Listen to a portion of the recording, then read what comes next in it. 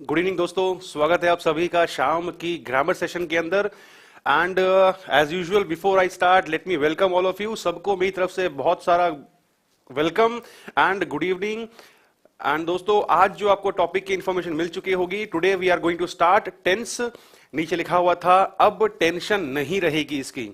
शुरुआती दिनों के अंदर आज और कल के अंदर जो है हम कोशिश करेंगे एकदम इसका जो जीरो वाला जो लेवल होता है, बेसिक स्ट्रक्चर्स जो होते हैं, एंड इसके अलावा इस चैप्टर का जो बैकग्राउंड है वो मैं कवर करने की कोशिश करूंगा। बिल्कुल आ चुका हूं दोस्तों, ठीक है।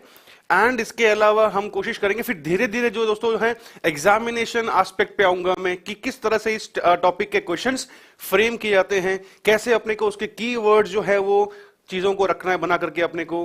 बिल्कुल new topic today is tense, alright.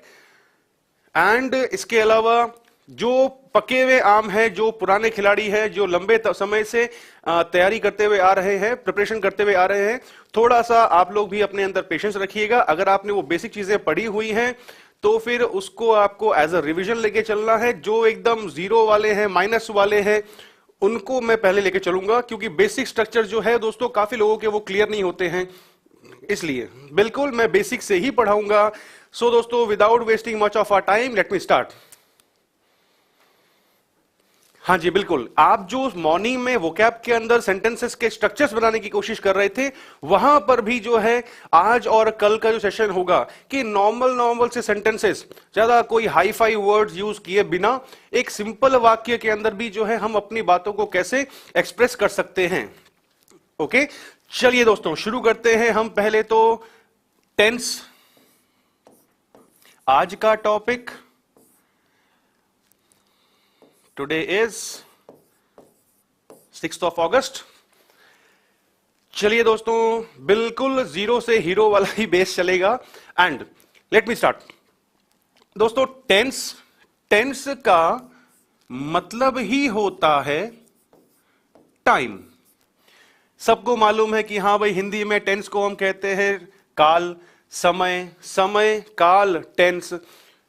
तो फिर इसके अंदर मामला क्या? तो जब मैं अगर समय के बारे में बात करूं, अगर मैं काल के ऊपर बात करूं, टाइम के ऊपर बात करूं, तो मेजरली इसको क्या है, इसको 1, 2 और 3 पार्ट्स के अंदर डिवाइड किया हुआ है।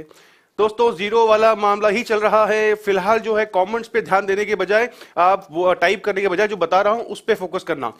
टाइम को, समय को मेजरली 3 हिस्सों में बांटा गया। कैसे? जो समय अपना बीत चुका, जो टाइम बीत चुका, तो उसको रखा गया, उसको कहा गया पास्ट टेंस। जो अभी समय चल रहा है उसको नाम दिया गया प्रेजेंट। और जो समय आने वाला है उसको फिर नाम दिया गया फ्यूचर। बात को ध्यान से समझना। आई होप टेंस को लेकर के जो है इस सेशन को कंटिन्यू वॉच देखने के बाद में, अटेंड करने के बाद में शायद से ही आपको जो है वो टेंस को लेकर के कोई इशू रहेगा। टेंस को 3 हिस्सों में बांटा गया, समय को 3 हिस्सों में बांटा गया। जो समय बीत चुका पास्ट, जो समय अभी चल रहा है प्रेजेंट, एंड जो समय आने वाला है वो कहलाएगा हमारा फ्यूचर। ये तो एक ओवरऑल मैंने बांटा इसको। लेकिन लैंग्वेज को, भाषा को, और भाषा में रोज के समय में हम जो वाक्य बनाते हैं, जो हम चीजें बोलते हैं, my dear there is no technical issue. Audio कहीं से भी कोई भी कंफ्यूजन नहीं है, ऑडियो पूरा प्रॉपरली क्लियर है। इसलिए आवाज नहीं आ रही है, दैट्स नॉट पॉसिबल। सबको अच्छी तरह से आवाज, वॉल्यूम जो है वो रिसीव हो रहा है, कहीं से भी कोई भी इशू नहीं है। आप एक बार पेज को रिफ्रेश करिए एक बार, ठीक है। हम शुरू करते हैं, क्योंकि 2 कमेंट्स 3 कमेंट्स आ गए। काफी लोगों ने बोला कि सर वॉइस का इशू आ रहा है, इसलिए चलते हैं दोस्तों।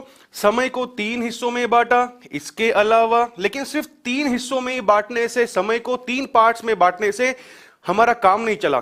काम क्यों नहीं चला? क्योंकि अगर मैं फॉर एग्जांपल बात करूं वर्तमान काल की, प्रेजेंट टेंस की, तो प्रेजेंट टेंस के अंदर भी अलग अलग टाइम पीरियड्स के अंदर हमें घटनाओं को शो करना पड़ता है। जैसे जैसे मैंने बोला मैं पढ़ाता हूं, फिर मैंने बोला हिंदी के अंदर ही मैं पढ़ा रहा हूं, मैंने बोला मैं पढ़ा चुका हूं और मैं 2 घंटों से, 2 दिनों से, 10 सालों से पढ़ा रहा हूं, तो 4 इसमें और सब कैटेगरीज बनी। सेम वे पढ़ा रहा था, पढ़ाता था, पढ़ा रहा था, पढ़ा चुका था और 15 सालों से, 10 सालों से पढ़ा चुका था। आगे वाली कहानी कौन सी?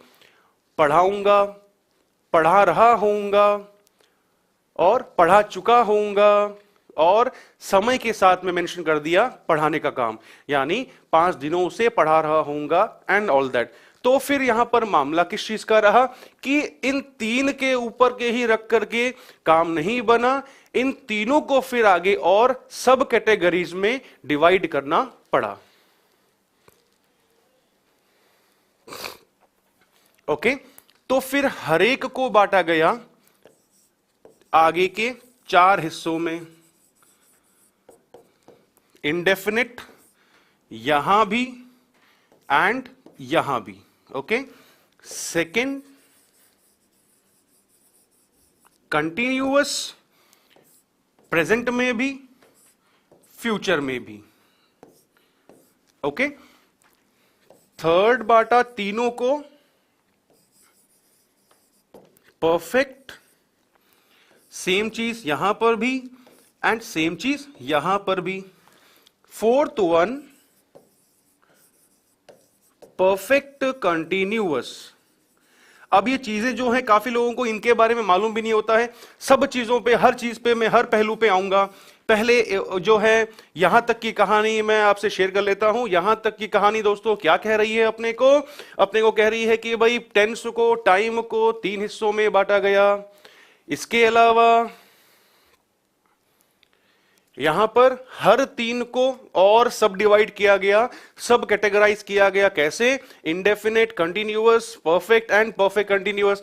जैसे अगर मैं अभी बात करता हूं फिलहाल वर्तमान की, तो वर्तमान के अंदर पहला बना इंडेफिनेट, प्रेजेंट के अंदर ही सेकंड बना कंटिन्यूअस, थर्ड बना प्रेजेंट परफेक्ट एंड चौथा बना प्रेजेंट परफेक्ट कंटिन्यूअस। डिफरेंस क्या हुआ कंटिन्यूअस के अंदर और परफेक्ट कंटिन्यूअस के अंदर, इसको हम डिस्कस करेंगे आगे बाद में। सेकंड अगर मैंने बात करी जो समय बीत चुका है उसको लेकर, तो पास्ट का पहला बना पास्ट इंडेफिनिट, दूसरा बना past continuous, third past perfect and fourth one is past perfect continuous. Same way if we talk about future, तो अगर हम बात करें फ्यूचर टेंस के बारे में, तो वहां पर भी दोस्तों इसके 4 बने। कौन कौन से? Future indefinite, future continuous, future perfect and the fourth one is future perfect continuous. Alright, जैसे यहां बना पढ़ाता हूं, पढ़ा रहा हूं, पढ़ा चुका हूं और समय दे रखा हो, टाइम मेंशन किया हुआ हो, उसके साथ में पढ़ा रहा हूं। ठीक है, तो यहां पर कहानी किस चीज की? 3 into 4, हर एक का 4-4 बनेगा। तो ओवरऑल अपने पास में कितने हुए दोस्तों? ओवरऑल अपने पास में हुए फिर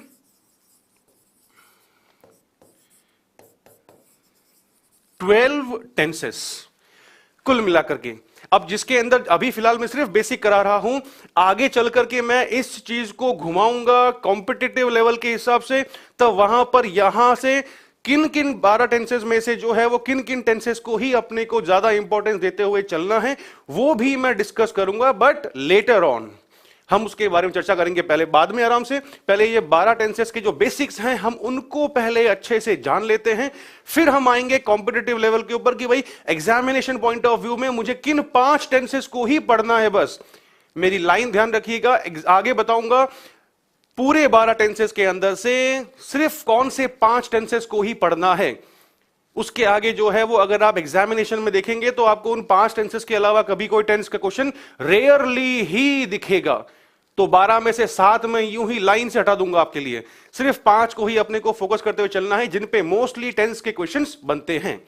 ओके, सो दोस्तों कमिंग बैक टू इट, 3 को 4 से इंटू कर दिया, टोटल हमारे पास में 12 टेंसेस आ गए अपने सामने। इन 12 के जो है फिलहाल हम जो है बेसिक्स पहले कवर करेंगे, जो इनके स्ट्रक्चर्स होते हैं हम उनको पहले कवर करेंगे। ऑलराइट, तो यहां पर इससे ज्यादा फिलहाल बताने की जरूरत नहीं है। इंडेफिनेट मतलब कि सामान्य रूप से वर्तमान में, भूत में, भविष्य में, प्रेजेंट, पास्ट एंड फ्यूचर में होने वाली घटनाएं। कंटिन्यूअस का मतलब क्या निकला? कंटिन्यूअस का मतलब निकला भाई कि वर्तमान में चल रहा है, या फिर पास्ट में चल रहा था, या फिर फ्यूचर में चल रहा था, लेकिन टाइम मेंशन्ड नहीं होगा। ओके। थर्ड वाला प्रेजेंट परफेक्ट, मतलब कौन सा हुआ? ऐसा कोई काम जो अभी अभी हुआ है, समय नहीं मालूम, कभी शुरू हुआ था पास्ट के अंदर, लेकिन which has just finished now recently, वर्तमान में आके वो घटना पूरी हुई है, तब हम यूज करते हैं प्रेजेंट परफेक्ट। सेम वे अगर मैं बात करूं पास्ट परफेक्ट, तो काम शुरू भी हुआ पास्ट में और खत्म भी हो गया कहां पर? पास्ट में। फ्यूचर परफेक्ट के बारे में अगर मैं फ्यूचर परफेक्ट के बारे में बात करूं, तो ऐसा कोई काम जो भविष्य में जाकर के पूरा होगा, ऐसा कोई action which will complete somewhere in the past.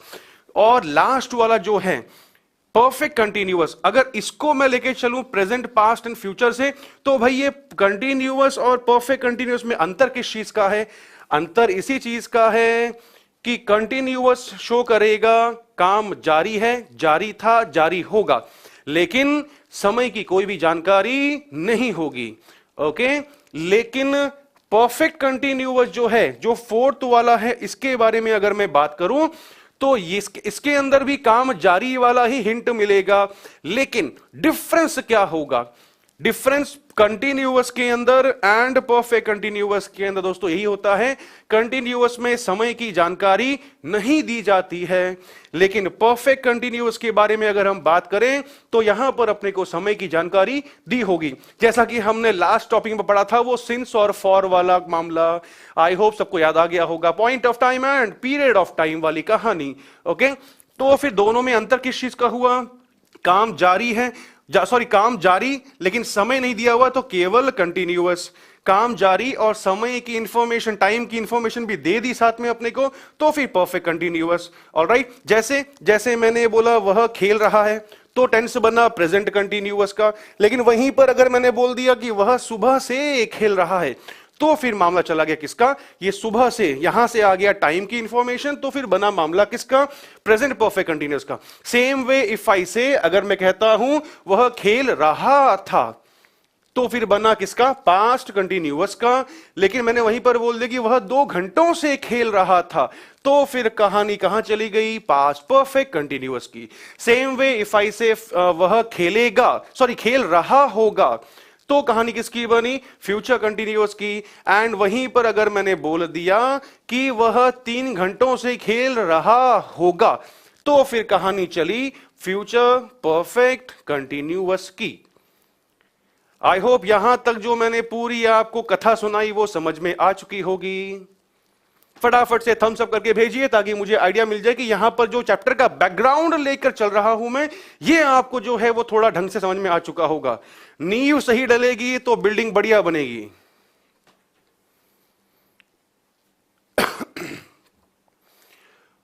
Alright दोस्तों, जो कंटिन्यूअस एंड परफेक्ट कंटिन्यूअस है, इसमें लेकर के अपने को कंफ्यूज नहीं होना है। आगे इन चीजों को अपन और लेके कवर करते हुए चलेंगे, don't worry about it. Total हमारे पास में 12 टेंसेस हैं। अभी ऊपर से निकल रहा है, कोई बात नहीं, अपन उसको पकड़ लेंगे, चिंता मत करिए। यहां तक हमने जान लिया कि भाई ओवरऑल ऐसे होते हैं, पास्ट के 4 हैं, प्रेजेंट के भी 4 हैं एंड फ्यूचर के भी 4 हैं। ओके, बिल्कुल मैं आ गया हूं, आपके सामने ही हूं। चलता हूं दोस्तों मैं आगे, अब थोड़ा थोड़ा जो है वो चीजों को और लेते हुए चलता हूं आगे। चैप्टर दोस्तों बहुत इंटरेस्टिंग टॉपिक है काफी। जैसे मैंने आज के थंबनेल में लिखा था कि टेंस अब टेंशन नहीं, काफी लोगों को टेंस का टेंशन होता है, शायद टेंस का टेंशन नहीं रहेगा। ढंग से चलिएगा, चैप्टर बहुत इंटरेस्टिंग है। ये भाषा है, भाषा की main command as I believe, structures की बनाने की मेन कमांड जो है अपनी वो टेंस से ही बनती है। इसलिए चलते हैं आगे। अब दोस्तों टेंस के कंसेप्ट को समझ पाना अधूरा होगा, कंप्लीट नहीं होगा। कब तक नहीं होगा? जब तक आपको टेंस में जो मेन चीज काम आती है, क्रिया का, वर्ब का कंसेप्ट आपको जब तक क्लियर नहीं होगा, एकदम हाई फाई वाला नहीं बताऊंगा मैं सिर्फ बता रहा हूं नॉर्मल एकदम इजी लेवल में, कि जब तक अपने को टेंस के कंसेप्ट को समझ पाना आसान नहीं होगा जब तक अपन जो है वर्ब का कंसेप्ट नहीं जानते। तो भाई पहले टेंस को वहां पर मैंने कॉमा लगा करके रेस्ट पे उसको रखा, उसको आराम करने देते हैं। जो टेंस के अंदर चीज काम आती है सबसे ज्यादा, मैं उसको थोड़ा सा एक बार ब्रीफ कर लेता हूं फटाफट से। चलते हैं दोस्तों। तो वर्ब, वर्ब भाई सबको पता है क्या होती है, इंग्लिश हिंदी में क्या कहते हैं, क्रिया। क्रिया इसका और एक नाम होता है जिसको हम जनरली कहते हैं action denoting word.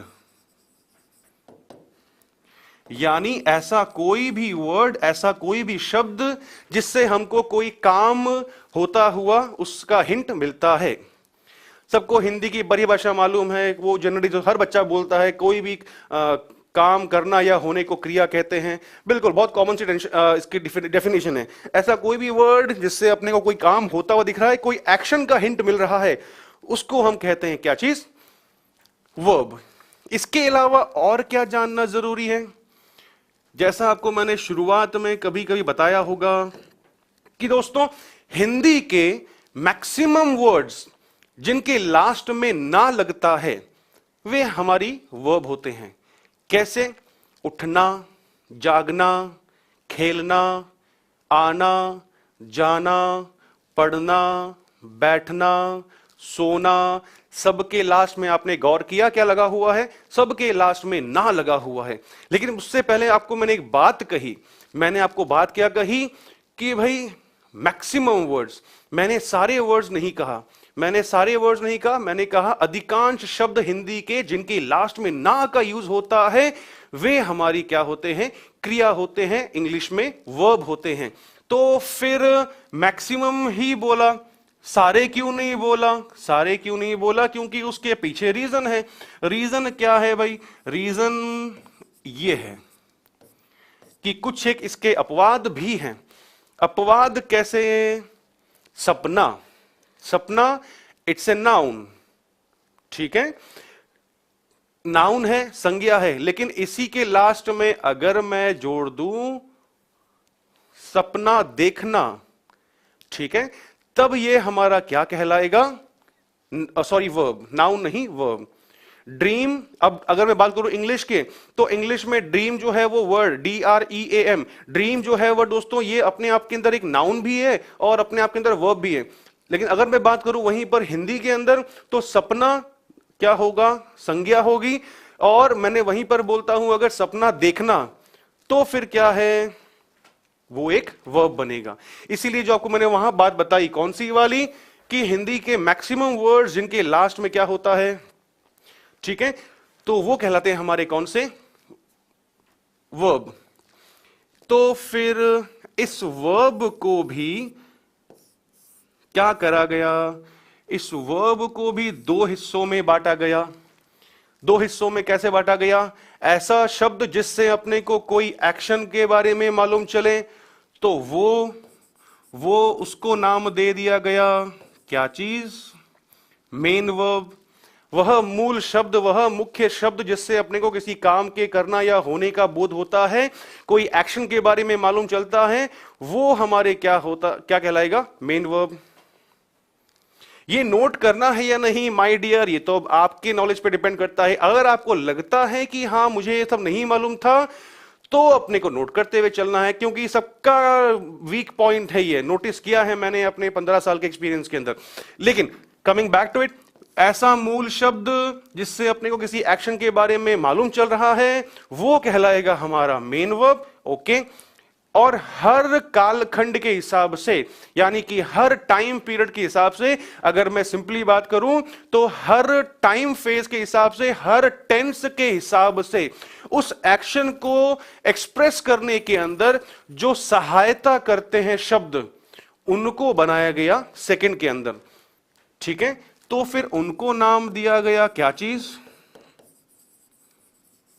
Auxiliary verbs. Short में, सॉरी, इनका कॉमनली नेम और क्या बोलते हैं हम चल्लू भाषा के अंदर, काफी किताबों के अंदर यह भी लिखा हुआ मिलता है, हेल्पिंग वर्ब्स। क्योंकि ऑक्सिलरी का दोस्तों मतलब ही क्या होता है, सहायक। इसलिए तो दो बातें कौन कौन सी यहां पर जानने को मिली अपने को, किसी वाक्य में मिलने वाला ऐसा शब्द जिससे अपने को किसी कार्य के करने या होने के बारे में मालूम चल रहा हो, वो कहलाएगा मेन वर्ब। और उसको सहायता करने वाले शब्द हर टेंस के हिसाब से जो चेंज होंगे, सहायता करने वाले वर्ड कहलाएंगे कौन से? ऑक्सिलरी वर्ब या फिर हेल्पिंग वर्ब। ओके, चलते हैं दोस्तों आगे। यहां तो ये बहुत सारे हैं भाई, इज आर एम है, वॉज वर है, हैज हैव है, विल शैल, मॉडल्स भी आ गए उसके अंदर सारे के सारे। इसको अपन कभी डिटेल में फिर कभी डिस्कस करेंगे। अभी सिर्फ एक सुपरफिशियली लेके चल रहा हूं, ऊपर ऊपरी लेके चल रहा हूं ताकि आपको आइडिया मिल जाए। अब ये तो अपने बहुत सारे was were has have do does सारे आ गए। मेन वर्ब के बारे में अगर मैं बात करूं तो इस मूल शब्द जिससे अपने को किसी एक्शन के बारे में मालूम चलता है, इसके मेनली तो 3 फॉर्म होते हैं कि भाई जिसको हम बोलते हैं वर्ब की first form, second form, third form, है ना। तो इसके मेनली तो जो है वो 3 ही फॉर्म्स हैं। लेकिन अगर हम बात करें ओवरऑल तो किसी शब्द की जो क्रिया है उसकी ओवरऑल कितनी होती है दोस्तों? उसकी ओवरऑल 5 फॉर्म्स होती हैं, जिसको हम बोलते हैं वर्ब की first form, second form, third form, fourth form and fifth form. Okay, अब मेरे को नेक्स्ट पेज पे बढ़ने के लिए आगे थोड़ा और स्पेस चाहिए होगा, जहां पर मैं शॉर्ट के अंदर जो है आपको ये वर्ब जो है मेन वर्ब की जो 5 फॉर्म्स हैं इनके बारे में चर्चा कर लेते हैं फटाफट से। सो दोस्तों, और क्या जानना जरूरी? अब यहां पर वर्ब की जो 5 फॉर्म्स हैं, वर्ब की first form, second form, third form, fourth form and last में फिफ्थ फॉर्म। ओके, इसका नाम प्रेजेंट फॉर्म। ओके, तो सेकंड कौन सी बनी? पास्ट फॉर्म, ठीक है। थर्ड कौन सी बनी? फ्यूचर फॉर्म, नहीं। इसका नाम रखा गया, सिर्फ इनके नंबर्स ही नहीं है,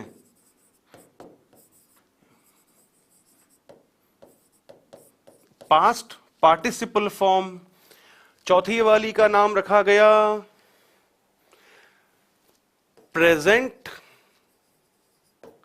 पार्टिसिपल फॉर्म, जिसको अभी किसी व्यूअर ने बोला सर आईएनजी वाली फॉर्म नहीं होती, यही तो है। V4 जो है इसको हम कहते हैं आईएनजी वाली फॉर्म, कंटिन्यूअस फॉर्म या प्रोग्रेसिव फॉर्म। ओके, फिफ्थ वाले का नाम वापस से प्रेजेंट फॉर्म ही कहलाता है। तो मैंने पूरा टेबल देखा कि भाई हर एक वर्ब की जो नंबर्स थे V1, V2, V3, V4, V5 सबके नंबर्स के अलावा इनके तो नाम भी हैं। तो नामों को देखते हुए फिर मुझे कंफ्यूजन हुआ कि भाई ये फर्स्ट फॉर्म का नाम भी प्रेजेंट फॉर्म है एंड बिल्कुल प्रेजेंट पार्टिसिपल ही लिखा है मैंने, एंड लास्ट वाली का नाम V5 जो है इसका नाम भी प्रेजेंट फॉर्म ही है।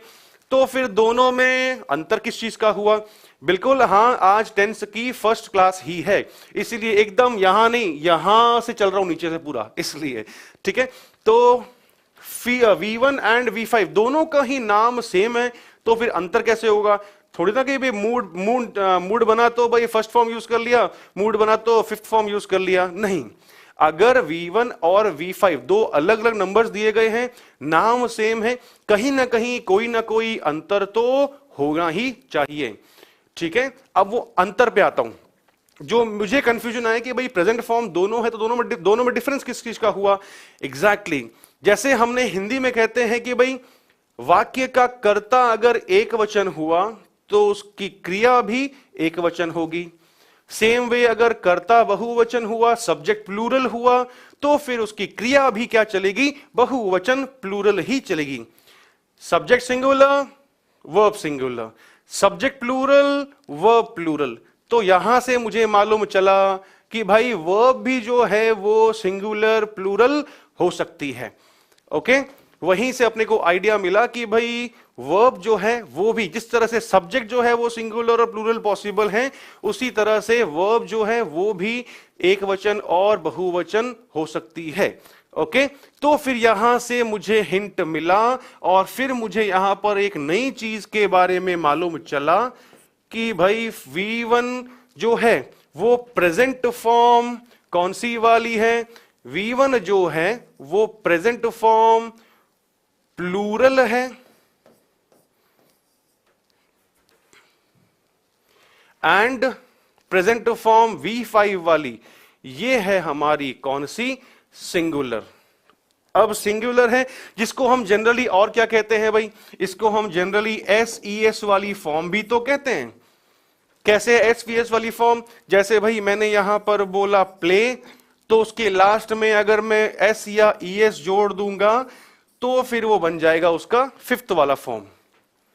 ओके, तो वहीं से मुझे आइडिया मिला कि भाई फर्स्ट V1 जो है वो प्रेजेंट फॉर्म है लेकिन वो प्लूरल फॉर्म में है, एंड V5 जो है वो प्रेजेंट फॉर्म है लेकिन साथ में क्या है, साथ में वो सिंगुलर फॉर्म में है। अब इसका पूरे का ओवरऑल का अंतर क्या मालूम चला, ओवरऑल का अंतर मालूम ये चला कि V1 जो है, जो अपने आप के अंदर प्लूरल है, वो किस तरह के सब्जेक्ट के साथ में आएगी, वो आएगी भाई कर्ता एक वचन तो क्रिया भी एक वचन। इसी को उल्टा कर दो ना, जब क्रिया बहुवचन तो उसके साथ में आने वाला कर्ता भी कौन सा होगा, वो भी तो प्लूरल ही होगा। तो यहां कहानी घूम गई। V5 जिसको हमने वहां जाना वो सिंगुलर है, तो क्रिया एक वचन होगी तो कब होगी, जब उसका कर्ता भी उसका सब्जेक्ट भी क्या होगा, सिंगुलर। तो फिर SES वाली फॉर्म यानी कि V5 जो है वो किस तरह के सब्जेक्ट के साथ में यूज होगी, सिंगुलर सब्जेक्ट्स के साथ में ही होगी यूज वो। ओके, चलते दोस्तों आगे। यहां तक तो था अपना बेसिक बेसिक वाली बातें वर्ब्स को लेकर के। कुछ चीजें और जो हैं सिंपल सिंपल सी आपको बता देता हूं मैं। जैसे मैंने बोला बस, buses, right, boy, boys. Okay, मैंने बोला बॉय तो उसके लास्ट में S जोड़ दिया तो क्या बन गया, बॉयज। ये है कौन, दीज आर नाउन्स, संज्ञाएं हैं ये। तो यहां पर what I want to explain is, जो मैं चाहता हूं कहना वो क्या कहानी है, नाउन्स के लास्ट में जनरली जब हम S या ES जोड़ते हैं, they change from singular to plural. जब हम संज्ञाओं के अंत में S या ES जोड़ते हैं तो दोस्तों वो एक वचन से बहुवचन बनते हैं। आई होप सबको मालूम होगा ये सिंपल सा कॉन्सेप्ट। तो नाउन में जब भी जनरली S या ES जुड़ेगा तो हमेशा वो सिंगुलर से प्लूरल बनेंगे, लेकिन इसका एग्जैक्टली उल्टा फंडा काम करता है किसके अंदर, वर्ब्स के अंदर। कैसे, जैसे मैंने बोला भाई प्ले, जो यहां पर लिखा हुआ है ऑलरेडी और यहां पर लिखा हुआ है प्लेज, तो कहानी कैसे चली, वर्ब्स के अंदर जब हम S या ES जोड़ते हैं तो वे प्लूरल से सिंगुलर बनते हैं। एम आई क्लियर दोस्तों?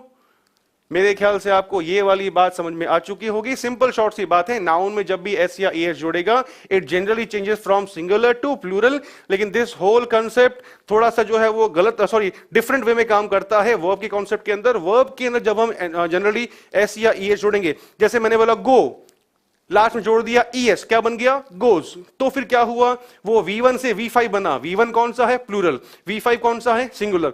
तो फिर भाई कौन सी कहानी, क्रियाओं के अंत में जब S या ES जुड़ेगा तो वो क्या होगा, वो बहुवचन से एक वचन होगा। आई के साथ में हमेशा प्लूरल फॉर्म क्यों आती है, क्योंकि ये एक अपवाद है, इसका एक्सप्लेनेशन कहीं नहीं मिलेगा आपको। आई के साथ में हमेशा जो है वो प्लूरल वर्ब का ही यूज करते हैं हम हमेशा।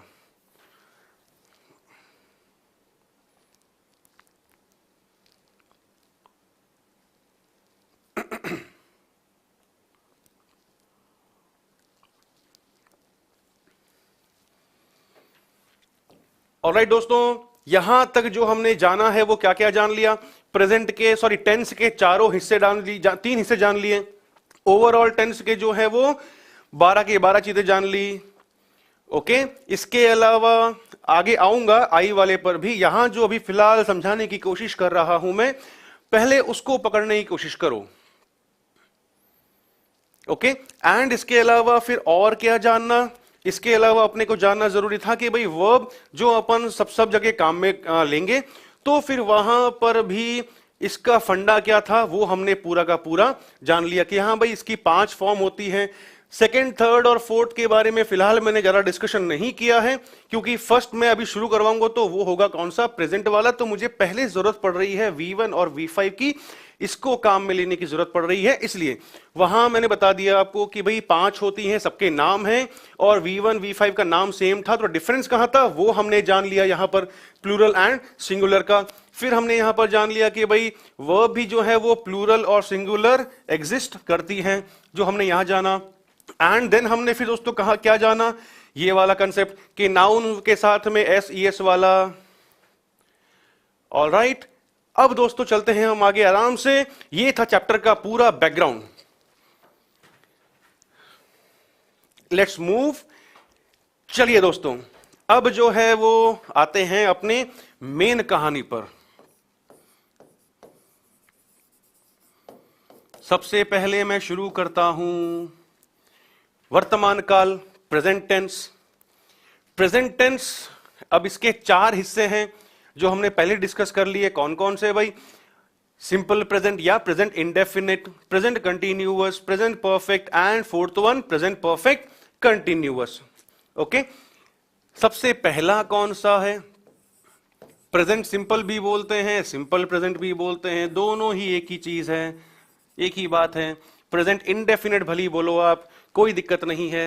हम उसको शुरू करते हैं आज अपने यहां पर, जो अब टेंस का जो है बेसिक्स। बैकग्राउंड चैप्टर का पूरा हो चुका है, आगे चलता हूं। बिल्कुल, participle means verb and ING form.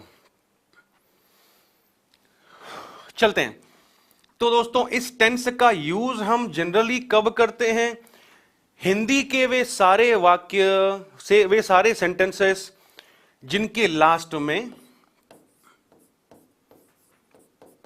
ता है, ती है, ते है और है का यूज करते हैं हम। जैसे भाई, जैसे मैंने बोला जाता है, जाती है, जाते हैं, खेलता है, खेलती है, खेलते हैं, पढ़ता है, पढ़ती है, पढ़ते हैं, सोता है, सोती है, सोते हैं, लिखता है, लिखती है, लिखते हैं। ऑलराइट, तो हिंदी के वे सभी सेंटेंस है जिनके अंत में हम क्या लगाते हैं, ता है, ती है और ते हैं। ठीक है, या फिर केवल सिंपली है। ठीक है, सारे के सारे किस में आ जाएंगे, इसके अंदर, सिंपल प्रेजेंट के अंदर। चलते हैं दोस्तों आगे। अब कहानी कौन सी, अब हर एक टेंस को हमने सब हेडिंग पढ़ी और उसके अंदर के जो बेसिक स्ट्रक्चर्स हैं हम उसको भी जान लेते हैं। कैसे, इस टेंस के अंदर दोस्तों बहुत मेरा फेवरेट सब्जेक्ट है, अगर मैं ऑनेस्टली बात करूं एज अ टीचर, बहुत मजा आता है। मैक्सिमम लोगों की वीकनेस है, लेकिन I really enjoy while teaching this subject. बिल्कुल, बहुत ही प्यारा टॉपिक है ये। लैंग्वेज पे काफी हद तक इस टॉपिक को कवर करने से कमांड बन जाती है। बिल्कुल। एफर्मेटिव, तो दोस्तों एफर्मेटिव का यहां पर मतलब है कि भाई इस टेंस में अगर कोई सकारात्मक वाक्य बनेगा तो उस सकारात्मक वाक्य को कैसे बनाएंगे, उसका स्ट्रक्चर क्या होगा, हम वहां से जो है अब आगे चलना शुरू करते हैं। तो सिंपल प्रेजेंट का एफर्मेटिव सेंटेंस यानी सकारात्मक वाक्य जो बनेगा उसका स्ट्रक्चर होगा V1 V5 लास्ट में ऑब्जेक्ट। चीजें धीरे धीरे मैं खोलते जाऊंगा, चिंता मत करो, मुट्ठी अपनी जो है वो। अब स्ट्रक्चर आया, क्यों, क्योंकि जनरल कोई भी वाक्य जो होता है जिसको हम इंग्लिश में फ्रेम करते हैं तो एक जनरल स्ट्रक्चर जो है दोस्तों वो यह चलता है। सब जगह पढ़ा होगा, हर बुक्स में मिलता है अपने को। एस मीन्स क्या है, सब्जेक्ट। ओ मीन्स क्या है, ऑब्जेक्ट। सबको मालूम है कर्ता कर्म, और बीच में जो ये वी आ रहा है ये क्या है, ये हमारा वर्ब है। ओके, चलते हैं आगे। तो फिर हमने जो शुरुआत के अंदर चर्चा करी थी कि हर टेंस के हिसाब से काम में लेने वाली क्रिया को सपोर्ट करने वाले शब्द जिनको हमने जाना था, क्या चीज, हेल्पिंग वर्ब्स, ऑक्सिलरी वर्ब। ठीक है, तो फिर वहां कहानी, इसमें कहां ऑक्सिलरी वर्ब आया, तो काम की बात क्या, दो टेंसेस ऐसे हैं पूरे ओवरऑल टेंसेस के अंदर जिनके अंदर हमको जनरली हेल्पिंग वर्ब की आवश्यकता जरूरत नहीं होती है।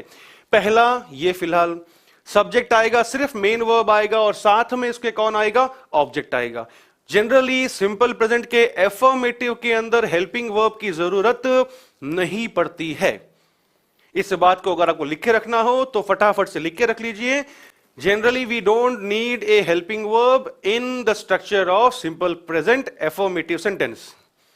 सिंपल प्रेजेंट के सकारात्मक वाक्यों में जनरली सामान्यतः सहायक क्रिया की आवश्यकता नहीं होती है। चलते हैं दोस्तों आगे। अब ये V1 ऑब्लिक V5 बोल रहा है, मतलब क्या निकला, या तो फर्स्ट फॉर्म या फिर फिफ्थ फॉर्म। तो ये ऑब्लिक क्यों लगाया इसके अंदर, क्यों? क्योंकि जो हमने शुरू में बात जानी थी कि क्रियाएं हमेशा, उनका यूज हमेशा किस पे डिपेंड करेगा, सब्जेक्ट के, कर्ता के वचन पर, यानी कि सब्जेक्ट के नंबर पर डिपेंड करेगा। तो फिर यहां से अपने को कुछ और बातें भी जाननी जरूरी। कौन कौन सी?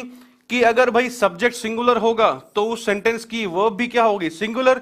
दोनों में से सिंगुलर वर्ब कौन सी है, हमने अभी जाना था, V5 जो होती है वो होती है सिंगुलर फॉर्म।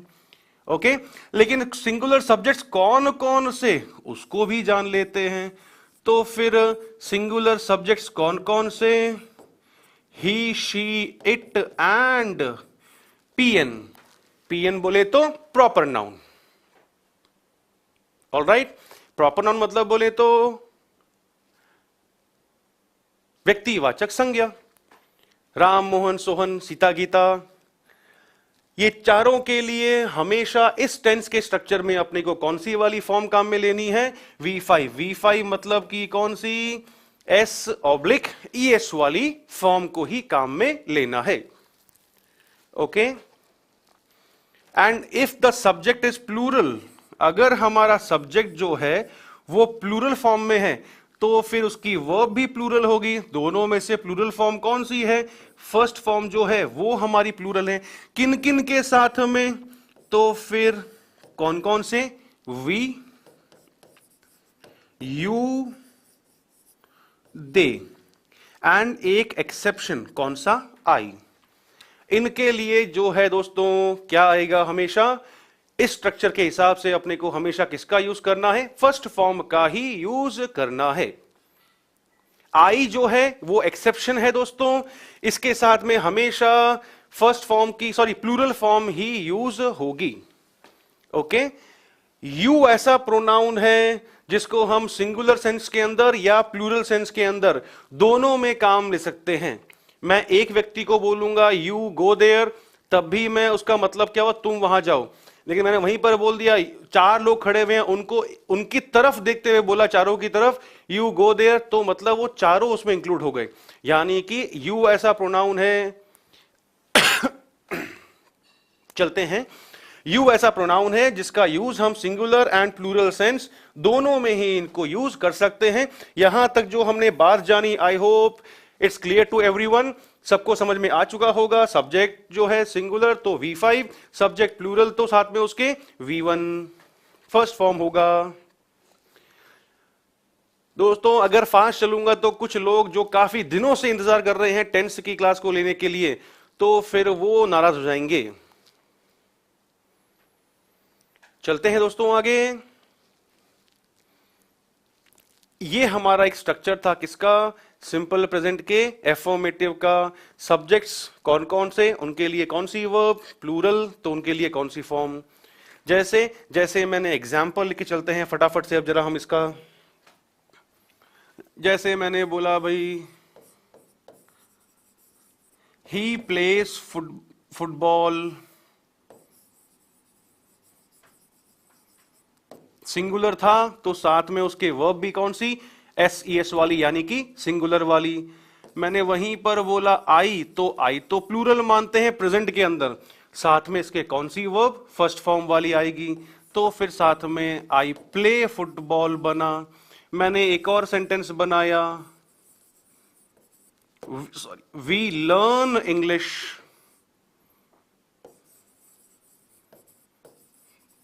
हम इंग्लिश सीखते हैं। कहानी सब जगह क्या चीज, कि the form of verb will always depend on the number of subject. क्रिया का जो रूप है वो हमेशा क्या होगा, वो हमेशा सब्जेक्ट के कर्ता के ही क्या हो जाएगा, वचन के अनुसार काम में लिया जाएगा। पीएन का दोस्तों मतलब होता है प्रॉपर नाउन, व्यक्तिवाचक संज्ञा। Ram Mohan Sita Gita, she plays cricket, I play football, we learn या वी वॉच टेलीविजन, सारे किसके हो जाएंगे, सिंपल प्रेजेंट एफर्मेटिव के सेंटेंसेस। ओके, चलता हूं मैं दोस्तों आगे। यहां पर हमने एक जनरली आइडिया ले लिया है कि सिंपल प्रेजेंट का एफर्मेटिव स्ट्रक्चर, ठीक है, ये बनेंगे सारे इसके अंदर। अब इसी तरह से अगर मुझे बनाना हो सिंपल प्रेजेंट में ही कोई नेगेटिव स्ट्रक्चर बनाना हो, कोई फ्रेम करना हो, तब उस केस में क्या होगा, नेगेटिव सेंटेंस के अंदर नेगेटिव वर्ड को यूज करना होगा। नेगेटिव वर्ड को यूज करना होगा तो नेगेटिव वर्ड्स कौन कौन से हैं अपने पास में, no, not and never. Okay, बिल्कुल ठीक है। ये नो तो कहां आता है भाई, ये आता है सेंटेंस की शुरुआत में। नेवर, नेवर कहां आएगा, जहां सेंटेंस की मेन वर्ब है उसके पहले आ जाएगा। एंड सबसे ज्यादा यूज में लिया जाने वाला कौन सा, दिस वन, ये वाला। इसकी पोजीशन कहां होगी, पूरे सेंटेंस में कहां आएगा, सिंपल तरीका, थर्ड प्लेस में आएगा। ठीक है, कैसे कि भाई फर्स्ट के अंदर तो क्या हो जाएगा, फर्स्ट में तो सब्जेक्ट आ जाएगा, वहां जान लिया कि भाई थर्ड प्लेस पर कौन आ जाएगा, नॉट या नेगेटिव वर्ड आ जाएगा। तो भाई सेकंड में कौन आएगा, सेकंड में आएगी अब काम की चीज सब्जेक्ट, जो मैंने स्टार्टिंग में ही डिस्कस करी थी। कौन दोस्तों, हेल्पिंग वर्ब। सेकंड में, फर्स्ट पे सब्जेक्ट, सेकंड में हेल्पिंग वर्ब और थर्ड पे not, do does first form आया, साथ में उसके ऑब्जेक्ट। अब स्ट्रक्चर्स को मैंने, फॉर्मूलाज को मैंने कंपेयर किया तो फिर यहां पर मुझे क्या मालूम चला कि भाई एफर्मेटिव के अंदर तो क्या था, एफर्मेटिव सेंटेंसेस के अंदर तो वहां पर अपने को हेल्पिंग वर्ब का यूज नहीं था। यहां पर नया क्या मिला, यहां पर नया मिला कि सिंपल प्रेजेंट के नेगेटिव स्ट्रक्चर के अंदर हेल्पिंग वर्ब आएगा। क्यों आएगा, क्योंकि नियम तो कह रहा है कि भाई थर्ड पे अपने को नॉट रखना है तो सेकंड पे फिर अपने को हेल्पिंग वर्ब मेंशन करना पड़ेगा। यहां से एक कंक्लूजन निकला कि no negative sentence is possible without helping verb. ये बात आप कहीं पर भी किसी भी सेंटेंस के अंदर जो है अप्लाई कर लीजिएगा।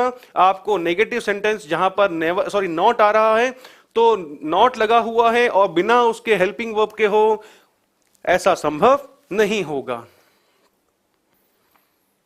चलते हैं दोस्तों आगे। एफर्मेटिव के अंदर अपने को V1 ऑब्लिक V5 दिया गया था, लेकिन यहां मामला किस चीज का, यहां पर सिर्फ केवल फर्स्ट फॉर्म ही दी हुई है।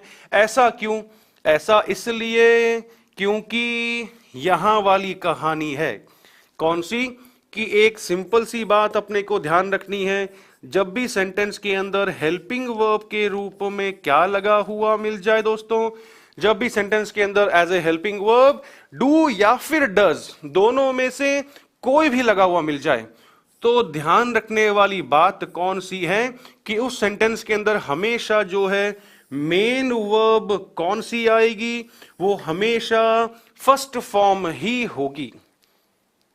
ओके, वहां तो V1 ऑब्लिक V5 था, दोनों डिपेंड कर रहे थे सब्जेक्ट के ऊपर। यहां पर डू डज है, तो पहली बात हमने जो जानी वो कौन सी है कि भाई जब भी डू डज आएगा हेल्पिंग वर्ब की फॉर्म में, रूप में, तो हमेशा सेंटेंस के अंदर फर्स्ट फॉर्म आएगी। नंबर 1 सबसे पहले ये। इसके अलावा अब डू ऑब्लिक डज दिया हुआ, यानी कि या तो डू आएगा या फिर डज आएगा।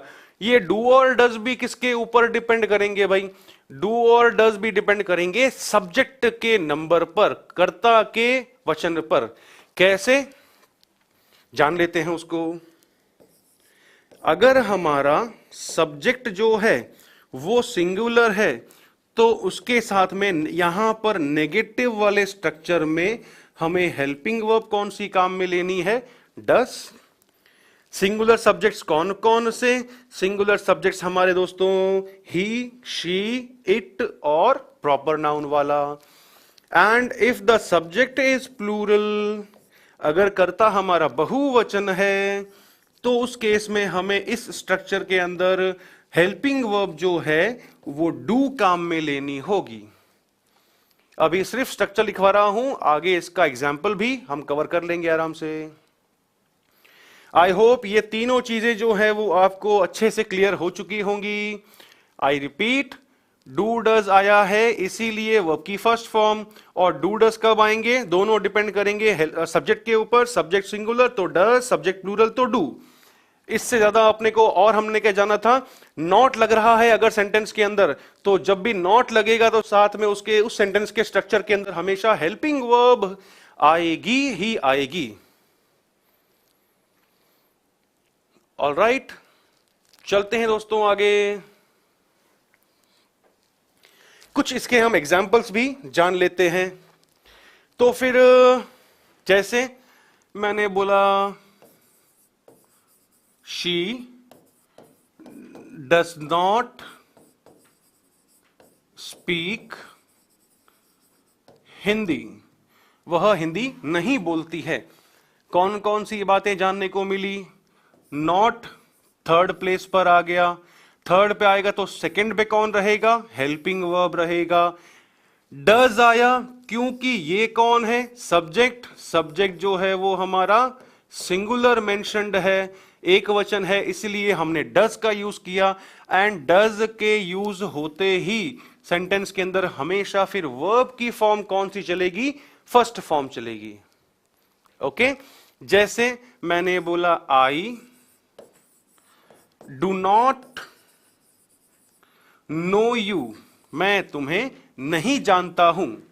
सेम वही कहानी, थर्ड पर नॉट, डू। डू क्योंकि कौन है? सब्जेक्ट हमारा प्लूरल है, और डू आया तो इसलिए क्या हुआ? वर्ब की फर्स्ट फॉर्म का यूज करना होगा। यस यस, बिल्कुल।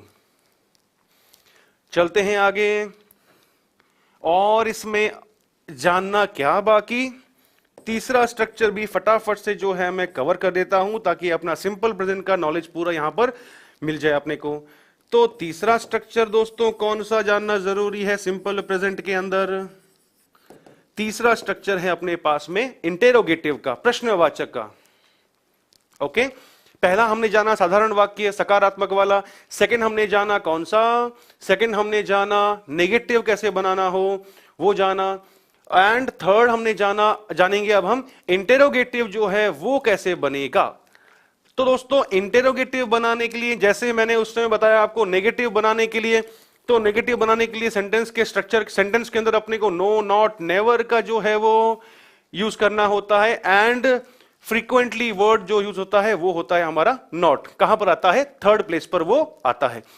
इंटेरोगेटिव के अंदर क्या ध्यान रखना चाहिए अपने को? इंटेरोगेटिव कौन से? जैसे ही उस टेंस की हेल्पिंग वर्ब जो है वो सेंटेंस में सब्जेक्ट से पहले आ जाए। फिर से बोल रहा हूं, अगर किसी भी टेंस के अंदर उसकी सहायक क्रिया जो है वो सेंटेंस में सब्जेक्ट से पहले आ जाएगी तो उसके लास्ट में हमेशा फिर क्वेश्चन मार्क लगेगा ही लगेगा। तो फिर दोस्तों इस टेंस की हेल्पिंग वर्ब कौन सी है? इस टेंस की हेल्पिंग वर्ब तो हमने अभी जानी थी। इस टेंस की हेल्पिंग वर्ब डू डज। कहां प्लेस करेंगे उसे हम प्लेस करेंगे सब्जेक्ट से पहले। और अभी हमने नेगेटिव वाले पार्ट पर क्या जाना था? हमने जाना था कि जब भी सेंटेंस के अंदर डू डज आएगा तो फिर उसकी मेन वर्ब कौन सी आएगी? उसकी मेन वर्ब हमेशा फर्स्ट फॉर्म में आएगी, पीछे बच गया सब्जेक्ट। जैसे ही हमने हेल्पिंग वर्ब को सब्जेक्ट से पहले प्लेस किया तो वहां पर लास्ट में क्या फिक्स है? क्वेश्चन मार्क फिक्स है ही है, बिल्कुल। चलते हैं आगे। सेम वही चीज ध्यान रखनी है। डू ऑब्लिक डज दोनों किस पे डिपेंड करेंगे? ये दोनों के दोनों डिपेंड करेंगे सब्जेक्ट के नंबर पर। अगर सिंगुलर है ये सब्जेक्ट तो डज, अगर प्लूरल है तो डू। एंड दोनों में से भले ही कोई भी आ रहा हो, इन दोनों के आते ही क्या रहेगा हमेशा सेंटेंस के अंदर? हमेशा वर्ब की फर्स्ट फॉर्म का ही यूज होगा। ऑलराइट दोस्तों, चलते हैं। जैसे जैसे मैंने बोला, डू यू अंडरस्टैंड इंग्लिश? क्या तुम इंग्लिश समझते हो? ट्रांसलेशन वाला दोस्तों जो है मामला, जैसे अभी किसी व्यूअर ने बोला था कि सर आप हिंदी टू इंग्लिश वाला ट्रांसलेशन वाला ज्यादा करवाइए। So don't worry, this independence day between 13 and 15 of अगस्त हम स्पोकन के ऊपर भी जो है सेशन अलग से लगाने वाले हैं। तो आपका जो वो वर्बल वाला पार्ट है, बोलने वाला जो पार्ट है इंग्लिश लैंग्वेज का, वो भी आपका जल्द से जल्द जो है वो कवर होने ही वाला है, शुरू होने वाला है उसका सेशन भी। ठीक है दोस्तों, अभी सिर्फ यहां पर करवा रहा हूं तो सिर्फ इसके जो बेसिक बेसिक बातें हैं एग्जामिनेशन पॉइंट ऑफ व्यू से हम वो कर रहे हैं। डेली लाइफ के अंदर इंग्लिश को कैसे काम में लेना है, कहां कहां पर हम अटकते हैं, कौन कौन सी सिचुएशंस अपने सामने आती हैं, उनको लेकर के हम जल्द ही एक नया सेशन शुरू करने वाले हैं। चलते हैं। जैसे जैसे मैंने बोला, डज शी प्ले फुटबॉल? कि क्या वह फुटबॉल खेलती है?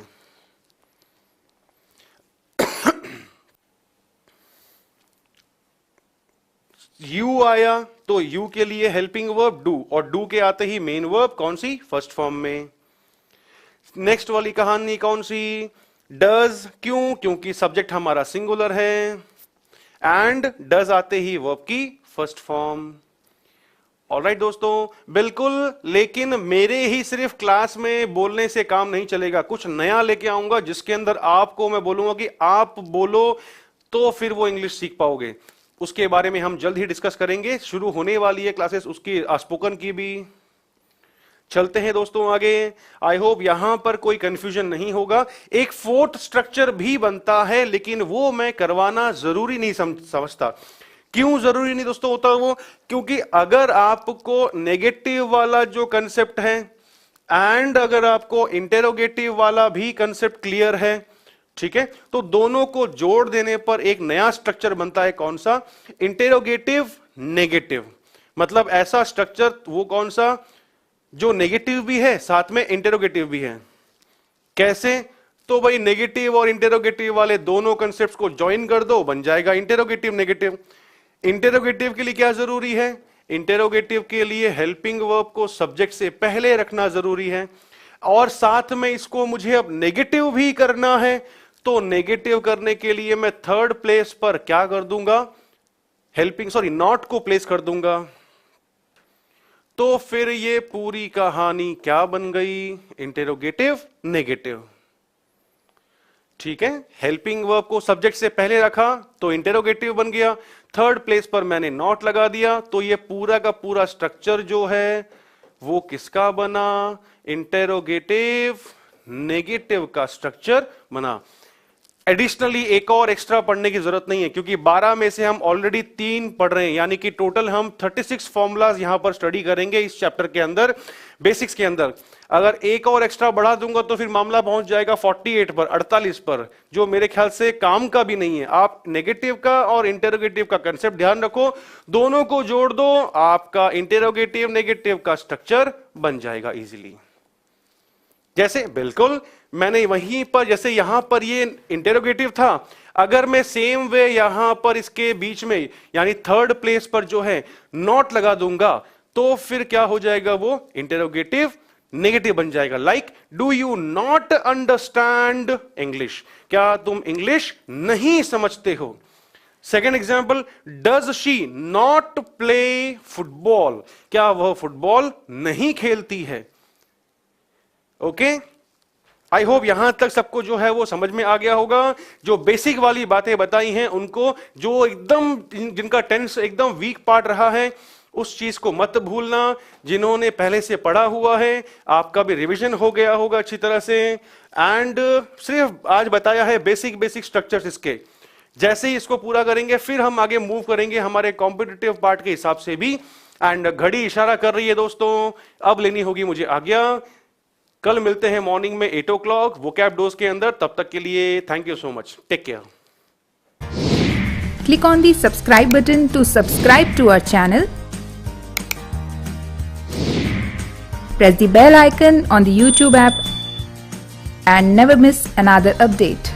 Download eUtkarsh app from Google Play Store. eUtkarsh app is one-stop solution for your competitive exam preparation with lots of unique and amazing features like create your own custom test, add YouTube videos in app library, add web reference link for quick revision, make your own custom flashcards. For each chapter, you can give online test and analyze your performance. So download eUtkarsh app now.